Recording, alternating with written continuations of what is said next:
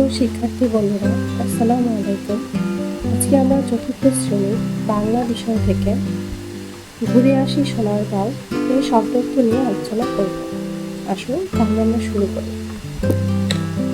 ঐতিহাসিক, ইতিহাস সংক্রান্ত, গম্বুজ, চূড়া, বঙ্গদেশ, বাংলাদেশ, স্থাপত্য, স্থাপনা কেন্দ্রিক শিল্পকর্ম, নিদর্শন, দৃষ্টান্ত, শাসনকর্তা, প্রধান শাসক, অঞ্চল, স্থান, সমৃদ্ধ, উন্নত, প্রসিদ্ধ, বিখ্যাত, মসলিন, বিখ্যাত বস্ত্র, বিলেতি, বিলাত বা ইংল্যান্ডের কোনো কিছু, অভূতপূর্ব, পূর্বে যা দেখা যায়নি বা ঘটেনি, অস্তগামী, পশ্চিম দিকে ঢলে পড়েছে এমন, স্মৃতি, মনে রাখা।